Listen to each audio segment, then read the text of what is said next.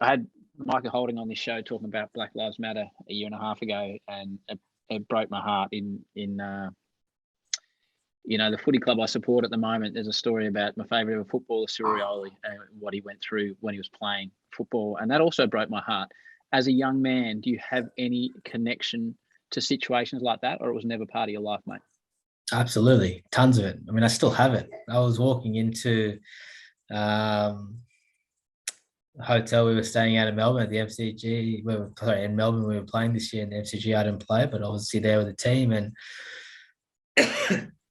obviously we were in strict bubbles then, so England and Australian teams were separated from the rest, the public in the hotel, and I had one of the guys at the front stop me 3-4 times in the space of a day. Like, didn't stop anyone. I had my whole Australian kit on. Didn't stop anyone. Stopped me 4 times in the space of a day, asking me if I'm part of the Australian cricket team. I was pretty good the first 3 times. It was the 4th time. Yeah, right. Yeah, 4th time got me. And even Rach saw me a bit grumpy, which she doesn't really see very often. But it just goes to show you that whether you think you live in a perfect world, and it's not a perfect world. And there's still, I guess in some terms, I'm still different.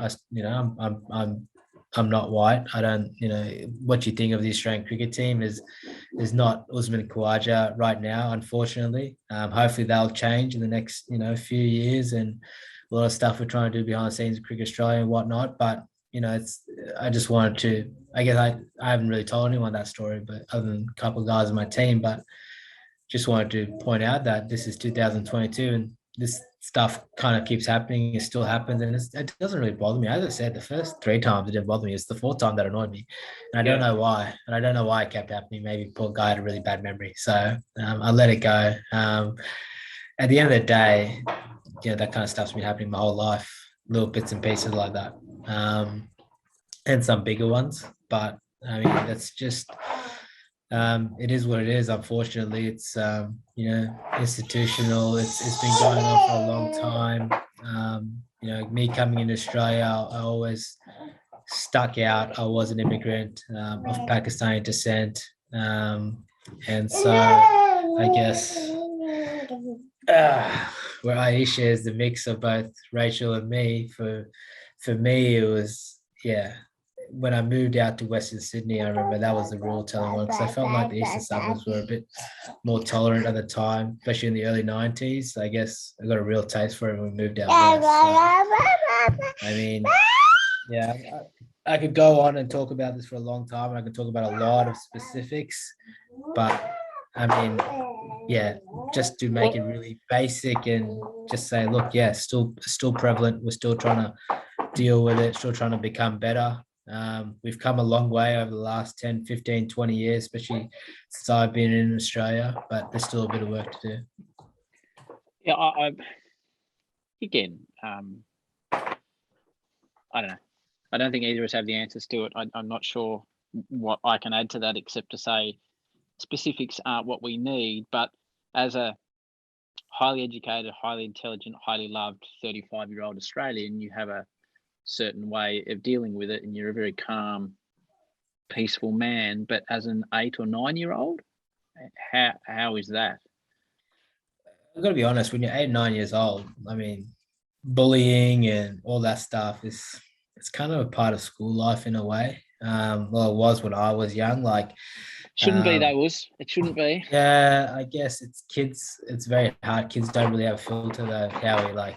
No, true. I kind of understand kids don't have a filter. They're still learning the filter. So there was a lot of stuff. Like, I'm not saying I got bullied. If anything, a lot of things in life, I was the bully in a lot of respects when I was growing up. But then I learned to give as good as I got, but I had to, because if I didn't, I would have been, the minority. I was the minority. I would have been absolutely trampled or trampled all over. So I guess you know, as a 9, 10-year-old, it was a bit hard. I was a little bit embarrassed about being Pakistani, being called curry muncher. I hated it. I didn't like being Indian. People used to make fun, like, you know, funny Indian accents. You know, it's not, you know, it's not the nicest thing in the world. But at the same time, I also think it made me stronger. It's just a learning experience in life.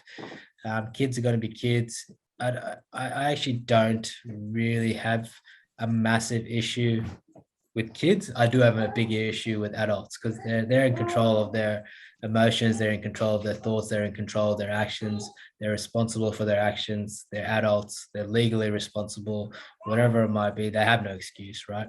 So for me, the older I got and the more I heard it from people who were at an age where they were adults, that those were the ones that really I thought was wrong. And kids say stuff, you got to take it with a grain of salt. All you can do is try to teach them, try to make them learn to be better.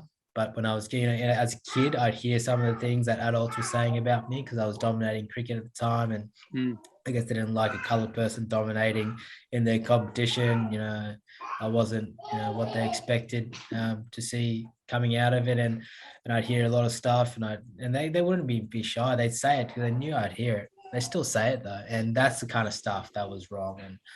And the stuff I like to think that we've got a lot better at, but I'm sure it's still out there and exists. Actually, sorry, I know it's out there and exists. Hey guys, Howie here. Thank you so much for watching the Howie Games YouTube channel. We appreciate your support. Now, if you want to hear the full podcast, you can just click on the link directly below. If you want to subscribe to the YouTube channel, which would be fantastic, bang, click right there. And if you want to see more clips, highlights and updates from the Howie Games, just go that way. Thanks so much. As always, take it easy and peace and love.